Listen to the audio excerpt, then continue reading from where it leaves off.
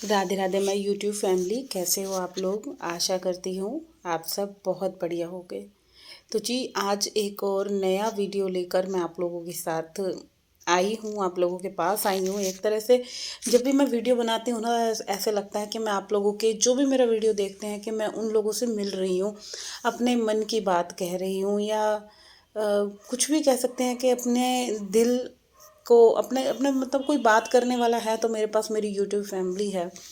जितने भी लोग मेरा वीडियो देखते हैं, और जो मेरे मन में होता है मैं वही चीज़ें आप लोगों के साथ शेयर करती हूँ। ऐसा कोई मैं वो कहते हैं ना कि कोई स्पीकर, मोटिवेशनल स्पीकर या ऐसा कुछ नहीं है। हाँ, ये ज़रूर है कि लाइफ में इतने सारे एक कहते हैं ना कि इतने सारे सबक मिले हैं कि धीरे धीरे चीज़ें समझ आई हैं कि क्या ठीक है, क्या गलत है, किस पे विश्वास करो, किस पे ना करो। तो वो चीज़ों से मैं आप लोगों के साथ जो है ना कि आपसे बातें कर लेती हूँ, अपना एक्सपीरियंस शेयर कर लेती हूँ। क्योंकि देखो, सारी चीज़ें तो खोल के नहीं बता सकते ना, ये सोशल मीडिया है और सबको पता है कि एक औरत जो होती है कितनी बंदिशों में होती है।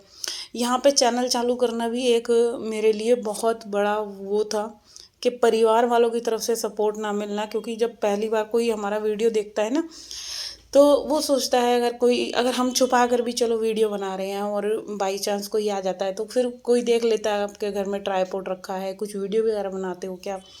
तो ऐसे करके घर में पता चल गया, मैंने बताया नहीं किसी को भी। क्योंकि हमारा वैसे हम अलग अलग हैं, मगर है हमारी जॉइंट फैमिली, एक ही फ्लोर, एक ही घर में, मतलब फ्लोर्स बनी हुई हैं।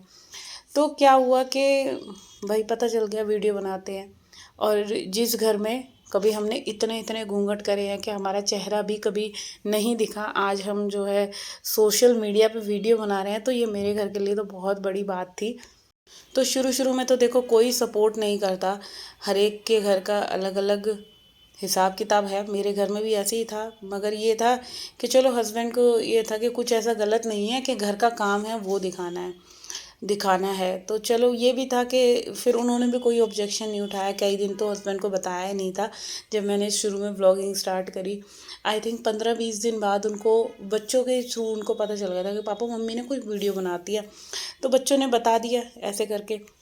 मगर पहले ना मेरे को ये डर था कि कोई अगर पति देव ने देखा, अगर उन्होंने कुछ बोला कि भाई ये तू क्या कर रही है, तो डर लगता है ये सब चीज़ें कि घर में कोई हमारे लड़ाई झगड़ा ना हो। और वैसे भी अब मैं पुरानी बातें क्या बताऊँ अपने लाइफ में, कि हमारे घर में ऐसे था कि कुछ भी अगर कोई कर रहा है तो बड़े ऑब्जेक्शन हो जाते थे। यहाँ तक कि मैंने सूट भी ना शादी के कम से कम 7-8 साल बाद, जब मेरा सेकंड बेबी हो गया था, डुग्गू हो गया है, उसके भी कई 2-3 साल बाद सूट पहनने स्टार्ट करे थे। मतलब 6 साल साड़ी पहन के काम करना भाई बहुत मुश्किल था। सारी चीज़ें तो हो जाएं, मतलब जैसे चलने में इतनी प्रॉब्लम होती थी, क्योंकि घर का काम कभी करा नहीं और एकदम सर पे पड़ जाती हैं चीज़ें। मगर ये है, वक्त और हालात सारी चीज़ें सिखा देता है। और फिर क्या हुआ कि जैसे हाँ, सूट स्टार्ट हो गए थे, तो सूट स्टार्ट होने में भी हमारे जो मदर इन लॉ थे उनको बिल्कुल नहीं पसंद थे, ना ससुर जी को पसंद थे। मगर फिर उनकी डेट वो एक्सपायर हो गए ससुर जी। और उसके बाद फिर कुछ घर के फैमिली मैटर, झगड़े वगड़े होने लगे। हमारे जॉइंट फैमिली थी तो कुछ ना कुछ, देखो जॉइंट फैमिली में जो परिवार रहते हैं ना, अ, मेरे को ऐसा लगता है मध्यम वर्गीय लोगों को, हाई फाई लोगों के होती हैं लड़ाइयाँ, नहीं होती। मध्यम वर्गीय घरों में तो होती ही होती है यार, किसी ना किसी चीज़ पे, किसी ना किसी टॉपिक पे। और बहुत सारे रीज़न थे। और मेनली जहाँ काम धंधा सब एक होना, तो बहुत ज़्यादा मतलब कि भाई सिर खपाई होती थी। चलो वो भी ठीक था, जो भी कुछ हुआ। फिर जैसे ही हमारा मकान बना, हम लोग 17-18 साल जॉइंट फैमिली में रहे। और उसके बाद जैसे मकान बना, फिर अपने अपने फ्लोर पे आ गए। तो फ्लोर पे ये हो गया भाई, कुछ भी पहन लो, किसी को क्या ही पता चल रहा है आप अपने फ्लोर पे हो। मगर उसके बाद भी बहुत चीज़ें होती थी। कभी जब हम ऊपर नीचे जा रहे हैं तो भाई जेठानी का ऐसा बोलना था कि अब तो ज़्यादा मॉडर्न हो रहे हैं, या कुछ भी ऐसी। देखो, परिवार में कौन कितना बोलता है, तो ये सारी चीज़ें तो मेरे को नहीं बोलनी चाहिए। मगर मैं बता रही हूँ, तो जॉइंट फैमिली का बड़ा भाई सिर दर्द था एक तरह से। तो जैसे तैसे करके वो भी हुआ। फिर वही था कि घर में बड़े सारे इशू थे हमारे, तो बहुत ज़्यादा, थोड़ी सोच पुरानी। कि औरतें ज़्यादा बाहर रहेंगी, निकलेंगी, कहीं घूमने नहीं जाना, कहीं कुछ नहीं। कितने साल कभी आज तक जो है ना, मैं अपने हस्बैंड के साथ भाई बाहर कहीं खाना खाने नहीं गए, गोलगप्पे वगैरह भी खाने नहीं गए। ये बस मैं अपने घर चली जाती थी तो वहाँ से मुझे ले आए, या इतना ही। तो धीरे धीरे टाइम बदला हर चीज़ का, जैसे जैसे अपना टाइम आ गया तो इतना हो गया। मगर आज जो है, आज अपना टाइम है तो पति देव के पास टाइम नहीं है। उनको इतना शौक ही नहीं है बाहर ले जाएं घुमाने फिराने का। तो चलिए, औरत ना सारी चीज़ें एडजस्ट कर लेती है। वो देखो ज़्यादा आर्गूमेंट नहीं करती कि हमें कहीं घुमाने ले जाओ, हमें कहीं फिराने ले जाओ। मगर ये चीज़ें ना हस्बैंड लोग नहीं समझते। वो सोचते हैं कि चलो भाई, कट रही है जैसे मर्जी, कोई वो वाली बात नहीं है इनको। तो जो होता है ना, औरतें तो ऐसी रहती हैं, उन्हें ज़्यादा हवाबाजी नहीं हो लगनी चाहिए। तो वो हस्बैंड बहुत रेयर ही होते हैं जो ज़्यादा मतलब अपनी बीवियों को सपोर्ट करते हैं हर चीज़ में, या उनकी इच्छाएं पूरी करते हैं। और बहुत केयरिंग केयरिंग हस्बैंड मिलना बहुत, कहते हैं ना, किस्मत वाली औरतों को मिलते हैं। तो यहाँ तो जैसे भी यहाँ वो वही था ना, हर औरत जो होती है एडजस्टमेंट कर लेती है यार, जो भी कुछ है यही है अब तो। तो भाई वही चीज़ मैं बता रही थी आप लोगों से, जो मेरे लाइफ के साथ हुआ, मेरे साथ हुआ, तो एक्सपीरियंस बहुत कुछ मिला कि ये लड़कियों का पढ़ा लिखा होना, या कौन सा ऐसा टाइम आ जाए कि कहाँ औरत को जो है अपने ऊपर इंडिपेंडेंट होना पड़े। तो उस चीज़ ने ना मेरे ऊपर बड़ा तगड़ा सबक छोड़ा कि जब मैं पता ग्रेजुएशन फाइनल ईयर में थी, जब मेरी शादी हो गई, तो आफ्टर शादी के बाद जो है फाइनल ईयर के एग्ज़ाम दिए। और मेरे जो बाबा जी थे, मेरे दादा थे, हम बाबा जी बोलते थे, तो वो बहुत बोलते थे कि भाई पढ़ना चाहिए लड़कियों को, पढ़ाई लिखाई कहाँ ज़रूरत पड़ जाए।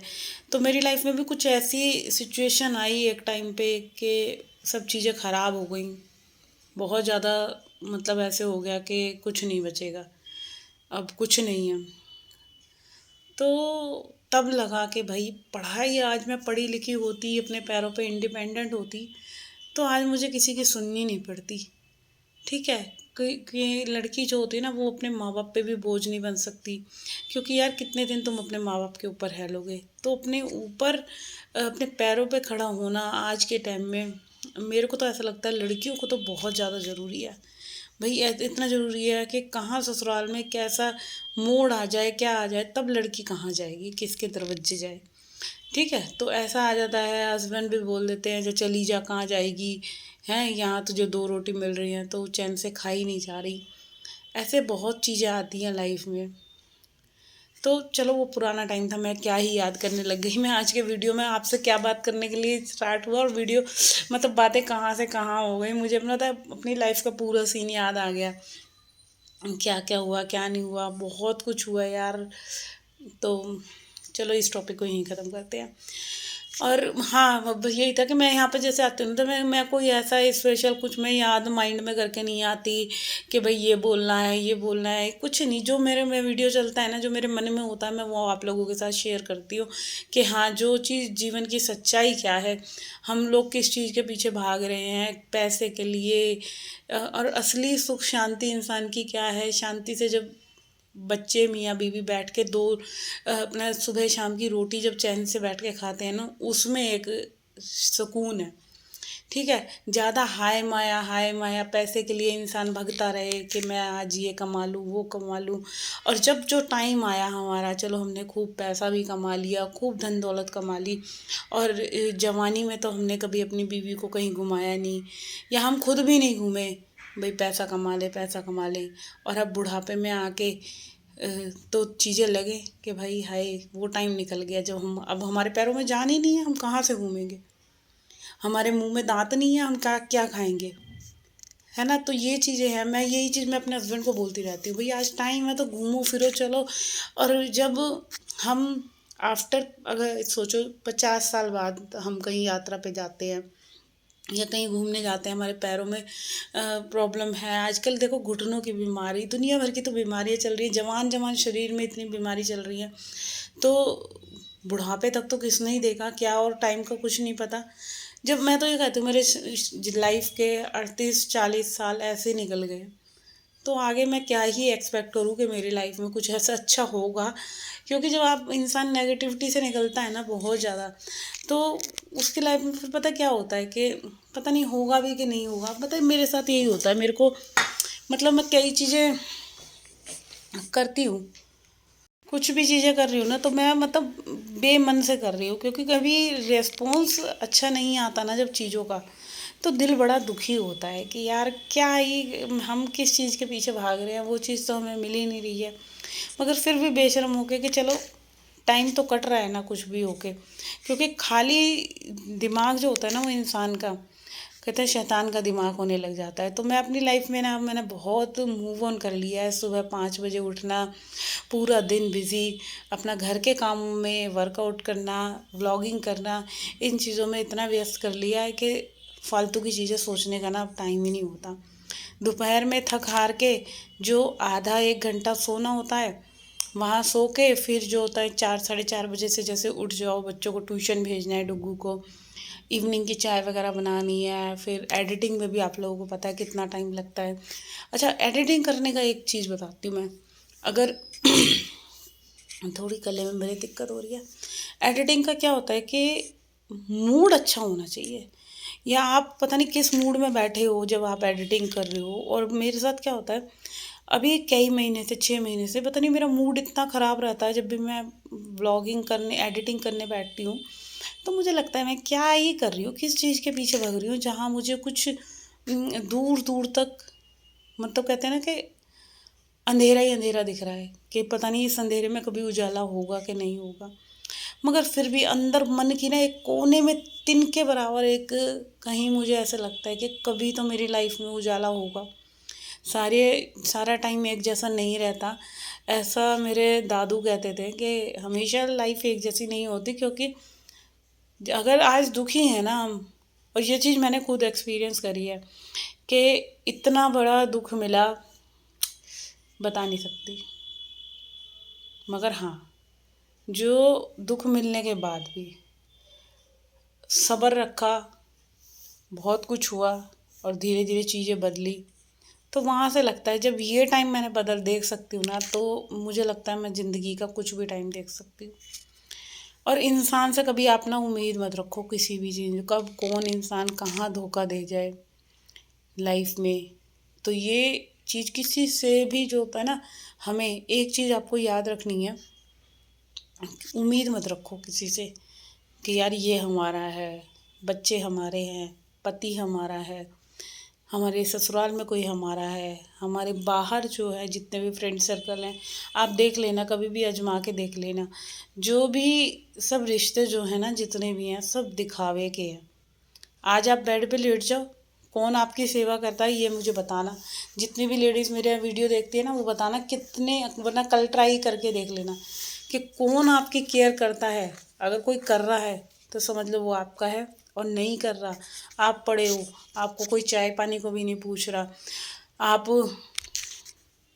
अगर 10 बार आवाज़ लगा रहे हो तो बच्चे पानी दे रहे हैं ना, तो समझ लो कि कुछ नहीं है लाइफ में। हम जिन बच्चों के लिए भी कर रहे हैं ना, वो बच्चे भी अपने नहीं हैं। ये वाला टाइम चल रहा है हमारे जीवन में।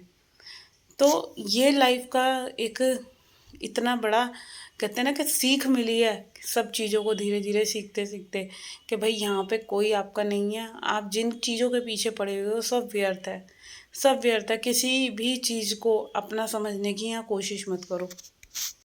और अभी तो देखो इतना मेरे को एक्सपीरियंस हुआ है, शायद 38 की एज में, कि चीज़ें समझ आई हैं।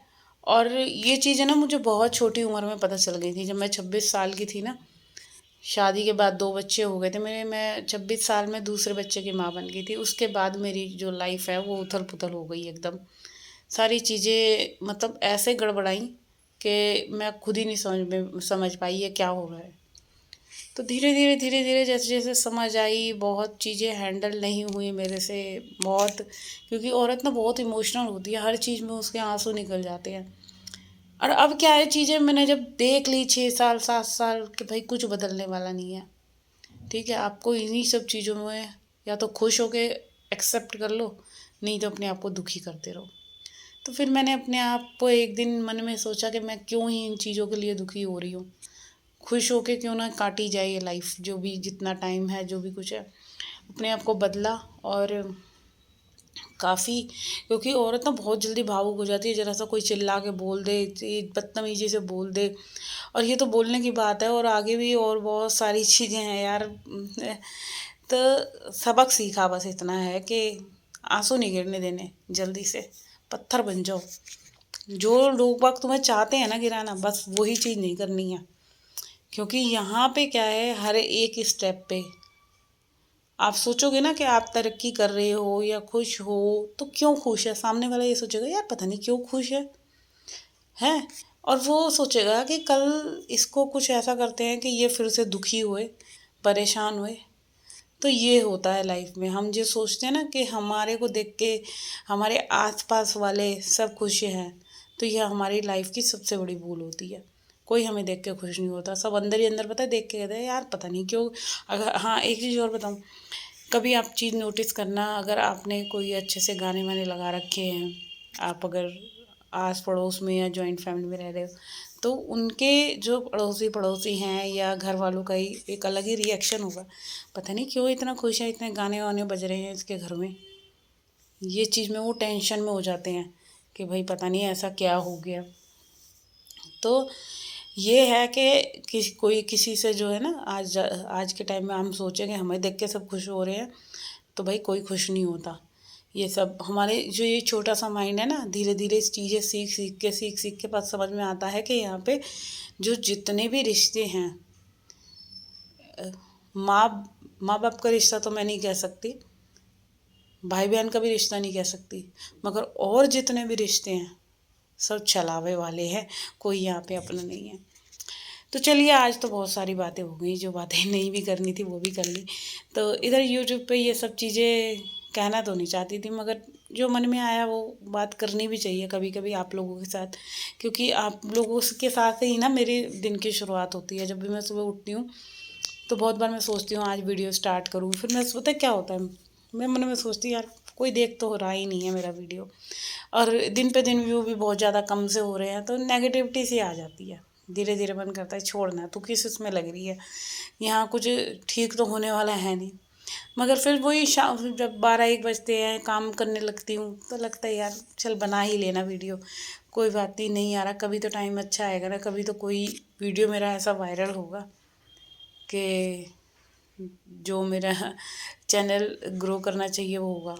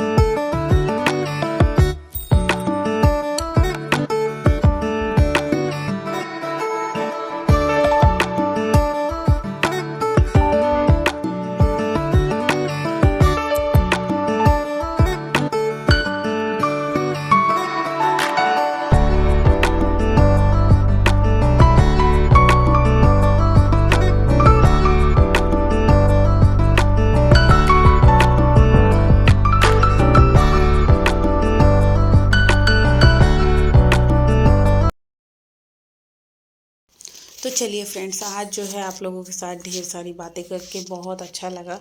थोड़ा मेरा ना मन भी हल्का सा हो गया, क्योंकि कई दिन से बहुत ज़्यादा परेशान परेशान से हो रही थी मैं।